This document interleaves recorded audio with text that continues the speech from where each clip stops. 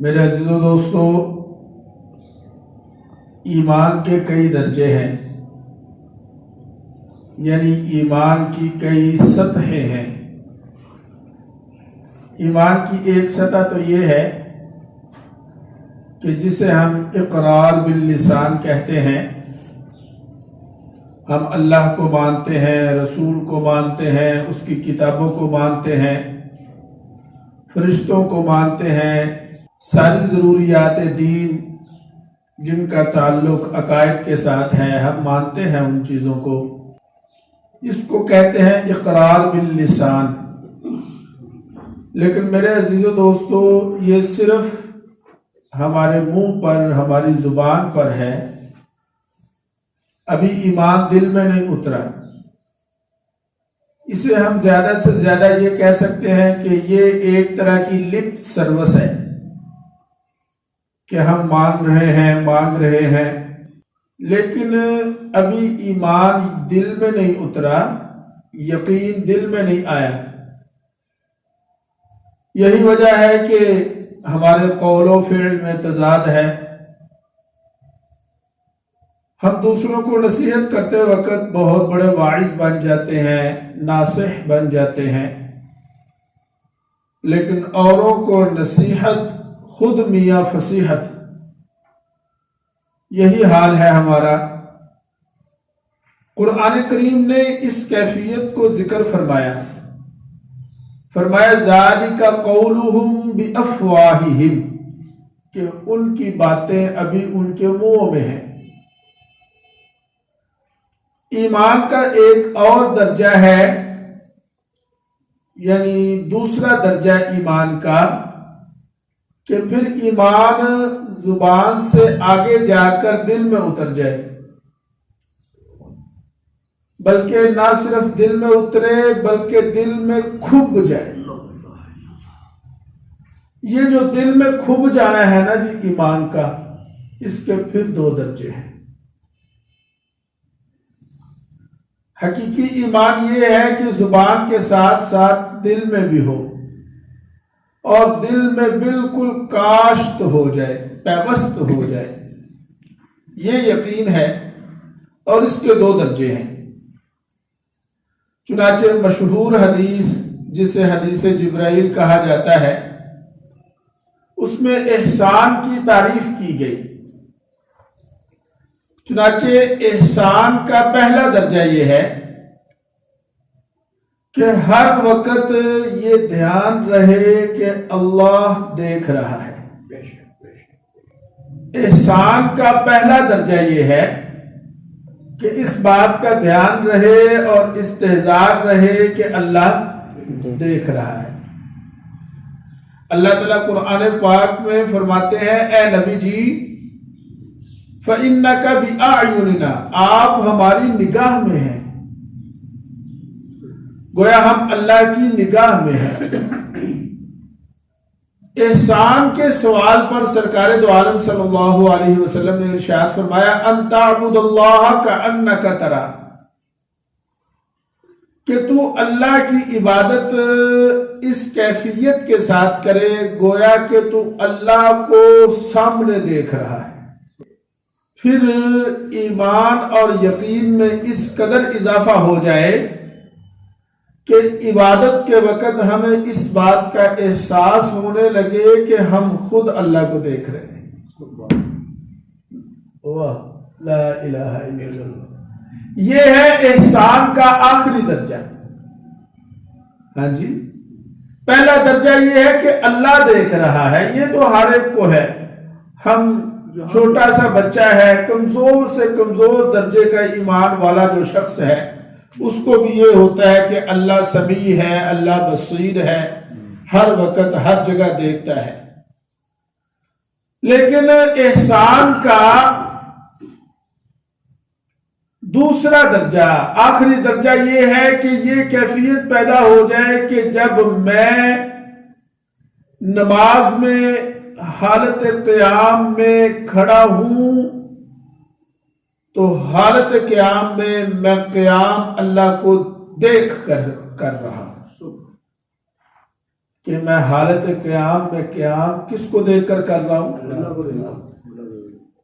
جس کے لیے قیام ہے اس کو دیکھ کر قیام کر رہا ہوں، جس کے لیے رکوع ہے اسے دیکھ کر رکوع، جس کے لیے سر سجدے میں ہے اسے دیکھ کر سجدہ۔ یہ احسان کا گہرا اور آخری درجہ۔ لا الہ الا اللہ۔ میرے عزیزو دوستو، اللہ کو پہچاننا کلیتاً فطرت پر مبنی ہے۔ میرا آج کا موضوع بھی یہ ہے کہ معرفت خداوندی، ہمیں اللہ تعالیٰ کی معرفت کیسے حاصل ہو، یعنی اللہ کی ذات پر یقین کامل اور ایمان مستحکم مضبوط کیسے ہو۔ اس کے لیے پہلی بات یہ سمجھ لیں کہ معرفت خداوندی یعنی اللہ کو پہچاننا کلیتاً فطرت پر مبنی ہے، یعنی اللہ کی معرفت ہر انسان کے اندر موجود ہے۔ دیکھیں، ہم دنیا میں دیکھتے ہیں کہ کوئی شخص کسی چیز کو جب بناتا ہے نا، موجود ہوتا ہے، تو وہ اس چیز کے اندر اپنا کوئی نام لکھ دیتا ہے، کوئی اشارہ کر دیتا ہے، اس چیز کا نام اپنے نام پہ رکھتے ہیں۔ بنانے والا، دیکھیں، ایک چھوٹا سا خط لکھنا ہو نا ہم نے، تو ہم نیچے اپنا نام لکھتے ہیں، پتا چلے کہ یہ فلانے کا خط ہے۔ بالکل اسی طرح اللہ تعالیٰ نے انسان کو بنایا، پیدا فرمایا اور اپنی پہچان، اپنی معرفت اس کے اندر رکھ کر پیدا کیا۔ لہذا اللہ کو پہچاننا یہ ہماری فطرت میں ہے، اگرچہ اس پر کوئی ظہور کے پردے پڑ جائیں، ہم متوجہ ہی نہ ہوں اللہ کی طرف، ہم دھیان ہی نہ دیں، کبھی اللہ کی بات، کبھی اللہ کے رسول کی بات ہمارے دلوں کی گہرائی میں اتری ہی نہ ہو، تو وہ علیحدہ بات ہے۔ اصل میں ہم نے اپنے اندر پر کبھی توجہ نہیں دی، ہم باہر کی دنیا میں مگن ہیں، ہم مادی دنیا کے پیچھے پڑے ہوئے ہیں۔ چنانچہ ہم باہر کی دنیا، اپنا ظاہری بناؤ سنگار، اس پر ہماری توجہ ہے، ہم بڑی باریک بینی سے اس کام کو سر انجام دیتے ہیں۔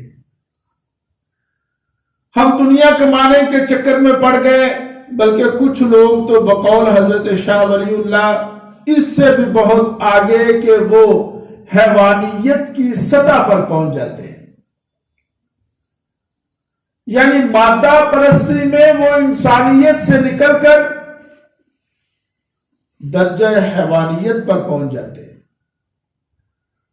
جب میرے عزیزو دوستو ایسی صورت ہوگی تو پھر ہم لو اللہ کی طرف کیسے لگائیں گے؟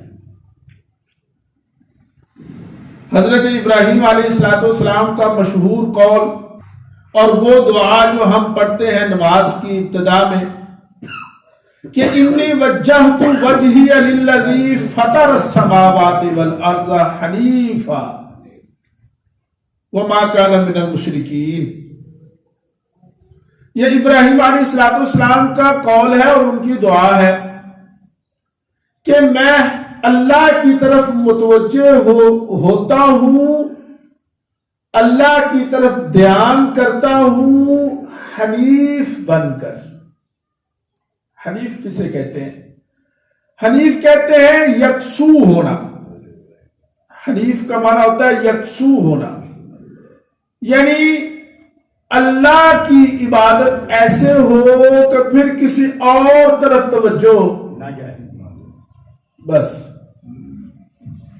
تو میں نے پہلے یہ کہا شروع میں کہ ابھی ایمان ہمارے دلوں میں نہیں گیا،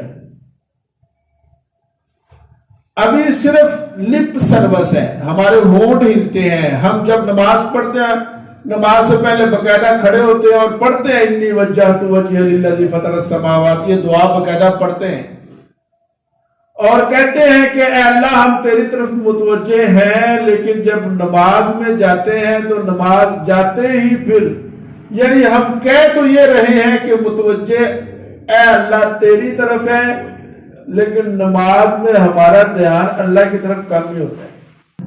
وہ ایک لطیفہ مشہور ہے, ایسے بات بنی ہوئی ہے, باتیں عبرت کے لیے بتا دی جاتی ہیں, ضروری نہیں کہ یہ واقعہ حقیقت میں بھی ہوا ہو. وہ کوئی مولوی صاحب تھے, وہ نماز پڑھا رہے تھے تو نماز میں بھول گئے. سلام پھیرنے کے بعد یاد آیا ہو, لگتا ہے میں نے 3 پڑھی ہیں, پتہ نہیں 4 پڑھی ہیں. لوگوں سے پوچھا, کوئی کہہ رہا ہے جی 3 پڑھی ہیں, کوئی کہتا ہے جی 4 پڑھی ہیں, کوئی کہتا ہے 3 پڑھی ہیں. نہیں, کوئی صحیح جواب نہیں دے رہا تھا. ایک بندہ کھڑا ہو گیا, اس نے کھڑے ہو کے کہا مولوی صاحب آپ نے 3 پڑھی ہیں. مولوی صاحب آخیا تو ایڈے مان تران نال کیویں کہن ڈیا ہے کہ 3 پڑھیاں نے. انہوں نے کہا مولوی صاحب بات یہ ہے میری ہیں 4 دکانیں, میں ہر رکعت میں ایک دکان کا حساب کرتا ہوں اور آج میری 3 دکانوں کا حساب ہوا ہے, چوتھی کا نہیں ہوا, مطلب 3 ہوئی ہیں. معاف کرنا میں یہ عرض کر رہا ہوں کہ ضروری نہیں کہ ایسا ہوا بھی ہو, لیکن بات سمجھانے کے لیے کہہ رہا ہوں کہ ابھی صرف اقرار باللسان ہے. وہ جو اللہ کی طرف سے ایمان والوں پر نصرت, مدد اور اللہ تعالی کی حمایت کے وعدے ہیں, کیا ہم ایمان کی اس سطح پر پہنچ چکے ہیں کہ اللہ ہماری مدد کو آئے؟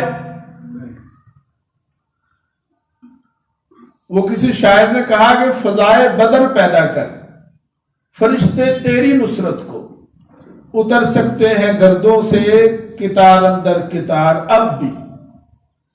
ہم فضائے بدر تو پیدا کریں. بہرحال میں یہ عرض کر رہا تھا کہ اللہ کی معرفت ہماری فطرت میں ہے. اب اگر ہم اسے پہچان نہیں رہے تو یہ آپ سمجھ سکتے ہیں کہ ہماری اپنی کوتاہی ہے. یہ بات نوٹ فرما لیں سارے دوست کہ کوئی منطقی دلیل اللہ کے وجود کو ثابت نہیں کر سکتی. کوئی منطقی دلیل,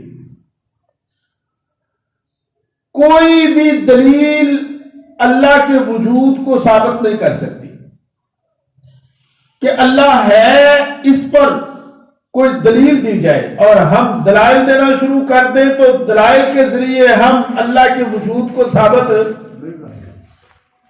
کیوں؟ اس لیے کہ صاف بات ہے جی کہ دلیل ہے تو دلیل کو کاٹ دے گی. دلیل ہے تو دلیل کو کاٹ دے گی. وہ کوئی اللہ والے تھے, ان کا جب آخری وقت آیا کتابوں میں لکھا کہ شیطان پہنچ گیا ان کے پاس. وہ بہت بڑے اللہ والے تھے, بہت بڑے فلسفی تھے, وہ منطقی تھے. تو شیطان نے کہا کہ تو اللہ کو مانتا ہے؟ اس نے کہا مانتا ہوں. اس نے کہا دلیل. اب وہ منطقی تھے, فلسفی تھے, انہوں نے دلیل دی, شیطان نے دلیل کو کاٹ دیا. کہتے 100 دلیلیں دی انہوں نے اللہ کے وجود پر, ہر دلیل کو شیطان نے رد کر دیا. اب دلیل پاس ہے کوئی نہیں اور آخری وقت ہے, آخری گھڑیاں ہیں اور شیطان ادھروں لگا ہے, بول کہہ دے کوئی دلیل. اگر نہیں دلیل تو مان کے اللہ کوئی نہیں. کہتے ہیں پھر اللہ پاک جس کو ہدایت دینا چاہتے ہیں ان اللہ والوں کے ذہن میں اللہ نے بات ڈالی کہ کوئی اللہ کا بندہ باہر سے گزر رہا تھا اور اس نے بلند آواز سے کہا کہ تو شیطان کو کہہ دے کہ میں اللہ کو بغیر کسی دلیل کے مانتا ہوں. اس لیے میں نے کہا کہ کوئی منطقی دلیل اللہ کے وجود کو ثابت نہیں کر سکتی, دلیل کو دلیل کاٹ دے گی. اللہ کا وجود کیسے ثابت ہوگا؟ وہ فطرت سلیمہ سے ثابت ہوگا، وہی کیفیت جو اللہ تعالیٰ نے ہماری فطرت میں رکھی ہوئی ہے۔ لا الہ الا اللہ۔ اب اس کے لیے اللہ پاک نے قرآن پاک میں صرف ایک لفظ استعمال فرمایا، اور وہی آیت میں نے شروع میں پڑھی۔ اللہ کو پہچاننے کے لیے جو لفظ استعمال ہوا وہ کیا ہے؟ چنانچہ فرمایا ان فی خلق السماوات والارض واختلاف اللیل والنہار۔ اللہ وہ ہے جس نے زمین و آسمان کو پیدا کیا، دن رات کے نظام کو بدلتا ہے۔ فرمایا لآیات لأولی الالباب، اس میں نشانیاں ہیں عقل والوں کے لیے۔ تو اللہ کو پہچاننے کے لیے جو لفظ استعمال ہوا وہ آیات ہے۔ کیا ہے جی؟ آیت کا معنی ہوتا ہے علامت، نشانی۔ اللہ کو کیسے پہچانیں گے؟ اللہ کو اللہ کی نشانیوں سے پہچانیں گے۔ جیسے کوئی اچھا دوست ہو اور وہ ہمیں کوئی چیز نشانی کے طور پر دے اور چلا جائے، تو بعد میں جب بھی ہم اس دوست کی نشانی کو دیکھتے ہیں تو دوست یاد آ جاتا ہے، کیا فلانے نے وہی مینوں دیتی سی۔ اللہ کو پہچاننا ہے اللہ کی آیات کے ساتھ، یعنی اللہ کی نشانیوں کے ساتھ۔ اور اللہ پاک نے ہر چیز میں اپنی نشانیاں رکھ دی۔ آفاق و انفس میں اللہ کی نشانیاں موجود ہیں۔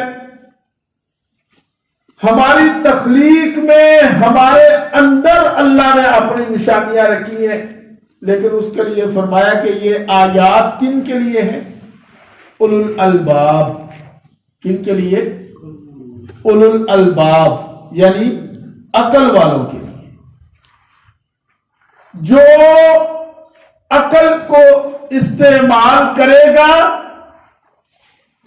اور اپنی فطرت سلیمہ سے کام لے گا، وہ ان نشانیوں کو سمجھ سکے گا، اور پھر ان نشانیوں کو دیکھ کر وہ پھر اللہ کی طرف متوجہ ہوگا۔ وہ اقبال نے کہا نا، کھول آنکھ فلک دیکھ، زمین دیکھ، فضا دیکھ، مشرق سے ابھرتے ہوئے سورج کو ذرا دیکھ، کہ ان ساری چیزوں میں اللہ تعالیٰ نے اپنی نشانیاں رکھی ہیں۔ قرآن میں اللہ فرماتا ہے افلا ينظرون الى الابل كيف خلقت، ذرا کبھی فرصت ملے، وقت ملے تو دیکھو نا اونٹ کو، الى الابل، اونٹ کی طرف دیکھو، كيف خلقت، کیسا ٹیڑھا میڑھا کر کے بنایا اسے۔ وہ ہمارا اردو کا ایک محاورہ ہے، اونٹ رے اونٹ تیری کون سی کل سیدھی، یعنی تیری کچھ چیز سیدھی بھی ہے لیکن کیف خلقت، ایسا پیدا کیا اور پھر اس کو اپنے ماحول کے ساتھ انتہائی مناسبت ہے۔ لق دق صحرا میں ہفتوں بغیر کچھ کھائے پیے وہ سفر کرے گا، ریت کے ٹیلوں پر ایسے گزر جائے گا۔ اللہ فرماتا ہے افلا ينظرون الى الابل كيف خلقت، تم اونٹ کو دیکھو، اس کی تخلیق کو دیکھو، اور تخلیق کو دیکھ کر مجھے پہچانو۔ وَإِلَى السَّمَاءِ كَيْفَ رُفِعَتْ، آسمان کی طرف دیکھو کیسا بلند کیا اسے۔ وَإِلَى الْجِبَالِ كَيْفَ نُصِبَتْ، پہاڑوں کو دیکھو ہم نے گاڑ دیا ان کو۔ وَإِلَى الْأَرْضِ كَيْفَ سُطِحَتْ، اور زمین کو دیکھو کیسا اس کی سطح کو ہم نے برابر رکھا ہوا ہے، ایسا اس کو بنایا، نرم نہیں، پانی نرم ہے، اس کے اوپر ایک تنکا رکھے وہ بھی نیچے چلا جائے، اتنا نرم ہے۔ زمین کو اللہ تعالیٰ نے ایسے بنایا ہم اوپر بیٹھ بھی جاتے ہیں اور اس کو کھودنا چاہیں تو کھود بھی لیتے ہیں۔ آگے فرمایا اللہ نے فذکر، کیا جی؟ فذکر انما انت مذکر۔ اللہ فرماتا ہے اے نبی جی صلی اللہ علیہ وسلم، آپ انہیں یہ نشانیاں بتائیں، انہیں یاد دہانی کراتے رہیں۔ منوا تو آپ نہیں سکتے، منوا تو آپ نہیں سکتے، ہدایت اللہ کے پاس ہے، ہدایت تو اللہ پاک نے اپنے قبضے میں رکھی ہوئی، آپ منوا تو نہیں سکتے لیکن ان کو یاد دہانی تو کراتے رہیں۔ پھر ایک جگہ اللہ تعالیٰ نے دوسرے پارے میں ایک اور جگہ فرمایا کہ ان فی خلق السماوات والارض واختلاف اللیل والنہار والفلک التی تجری فی البحر، اللہ وہ ذات ہے جس نے کشتیوں کو سمندروں میں چلایا، جس نے زمین و آسمان کو بنایا، جس نے بادل کو بنایا، اس سے پانی برستا ہے۔ آپ کو پتہ ہے کہ یہ جو ہمارے اوپر بادل پھر رہے ہیں، یہ لاکھوں کروڑوں اربوں خربوں لیٹر پانی ہے ہمارے سر پر منجمد۔ آپ اندازہ کریں اگر اللہ ایک آرڈر کر دے، یہ جو مشکیزیں بھرے ہوئے پانی کے ہمارے سر پر ہیں بادلوں کی صورت میں، اور ان کو کس نے روکا ہوا ہے؟ اگر اللہ ایک آرڈر کر دے کہ چلو بھائی اپنے مشکیزیں خالی کرو، دنیا میں کچھ بھی نہ رہے۔ اگر اللہ اپنا حکم جاری کر دے کہ بہا دو اپنے پانی کو، ساری دنیا پہ پانی ہی پانی۔ یہ لاکھوں مشکیزیں پانیوں کے جو ہمارے سروں پہ ہوتے ہیں، اللہ فرماتا ہے ہم نے ان کو مسخر کیا ہوا ہے، یہ مسخر ہے بین السماء والارض، زمین و آسمان کے درمیان ہم نے ان کو مسخر کیا۔ لا الہ الا اللہ۔ اس لیے میرے عزیزو دوستو، اللہ کو پہچاننا ہے اس کی نشانیوں سے، لا آیات، کس سے؟ اس کی نشانیوں سے۔ دیکھیں جیسے تصویر کو دیکھ کر مصور کا پتہ چلتا ہے، اور اگر کوئی شخص تصویر کی تعریف کر رہا ہوتا ہے تو وہ دراصل کس کی تعریف کر رہا ہوتا ہے؟ مصور کی تعریف کر رہا ہوتا ہے، بلکہ تصویر خود بول کر بتا رہی ہوتی ہے کہ میرا مصور کون ہے۔ فرمایا یہ جو زمین و آسمان میں نشانیاں ہیں، ان نشانیوں کو دیکھ کر ان نشانیوں میں نہیں لگ جانا، بلکہ ان نشانیوں کو دیکھ کر اللہ کہتا ہے مجھے پہچان۔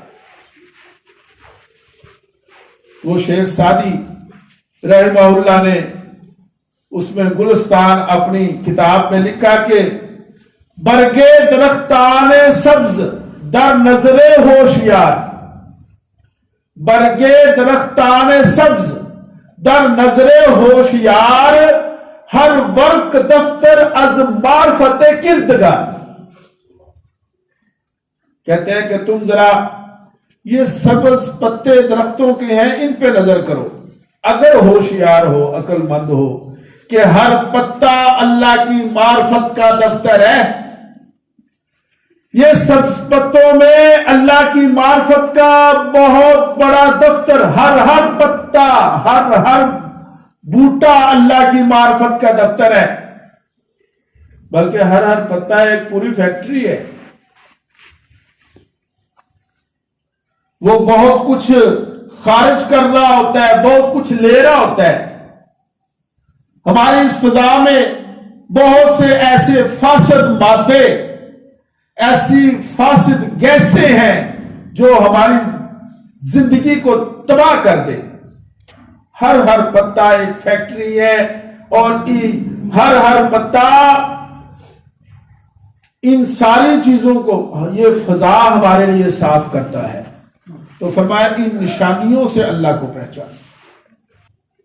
سرکار دو عالم صلی اللہ علیہ وسلم سے جب اس فرشتے نے پوچھا جبرائیل نے کہ مل احسان، کہ احسان کیا ہے،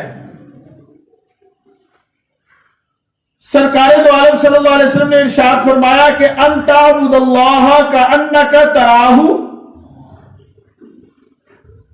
لیکن یہ کیفیت کیسے پیدا ہوگی؟ ہم عبادت کریں ایسے کہ تو اللہ کو دیکھ رہا ہے. حضرت علی المرتضیٰ رضی اللہ تعالی عنہ فرماتے ہیں کہ جب میں یہ چاہتا ہوں کہ میں رب سے باتیں کروں تو میں نماز پڑھتا ہوں، اور جب میں یہ چاہتا ہوں کہ رب مجھ سے باتیں کرے تو میں قرآن پڑھتا ہوں. اللہ پاک نے جگہ جگہ ایمان والوں کو یا ایھا الذین آمنو، اے ایمان والو توجہ کرو تو نالے کی گل کرنی ہے. پھر آگے اللہ کا حکم ہے مثلا، تو یہ جگہ جگہ جو آمنو آمنو آمنو ارشاد فرمایا، یہ اللہ نے ہمارے ساتھ باتیں ہی تو کی ہے. لیکن میں نے کہا یہ کیفیت پیدا کیسے ہو؟ اس کے لیے دو باتیں ذہن میں رکھ لیں. نمبر ایک، ہم نماز پڑھیں اس کا ترجمہ یاد کر کے. کیوں جی؟ ہم ثنا پڑھتے ہیں سبحانک اللہم و بحمدک و تبارک اسمک، سانو پتہ ہی نہیں. اچھا عجیب بات ہے، جہدے نال اسی گلاں کرن ڈے آ وہ سانو پتہ ہی نہیں اسی کیڑی زبان وچ کر رہے ہیں. معاف کرنا، کیا اگر ہم اپنے کسی بڑے کے سامنے کھڑے ہوں، مثلا کوئی پٹھان طالب علم ہے اور وہ اپنے استاد کے سامنے کھڑا ہو اور استاد ایسا ہے کہ اسے پشتو نہیں آتی اور وہ اس کے ساتھ پشتو میں باتیں شروع کر دے تو کیا یہ بے ادبی نہیں ہوگا؟ بولو یار، کیا یہ بے ادبی نہیں ہوگا؟ اچھا، ایک تو یہ صورت، اور ایک یہ صورت ہے کہ بچہ جو ہے وہ کسی بڑے کے سامنے بات کر رہا ہے اور جو وہ بات کر رہا ہے اسے خود نہیں پتا کہ وہ کیا کہے. کیا یہ بے ادبی نہیں؟ میرے عزیزو دوستو، ہم نماز پڑھتے ہیں، پورا اہتمام کرتے ہیں. یہ سردیاں گزر رہی نا، تو ٹھنڈے پانی سے وضو کیا کہ نہیں کیا؟ اچھا، گرم نرم بستر کو چھوڑا کہ نہیں چھوڑا؟ گرم نرم بستر کو چھوڑا، ٹھنڈے پانی سے وضو کیا، نیند کو قربان کیا، کاموں کو آگے پیچھے کر کے مسجد میں آ گئے. کیوں آئے ہو بھائی؟ اصل اپنا گلاں کرنیاں نے، تو جڑیاں گلاں کرنیاں نے وہ پتہ ہی نہیں.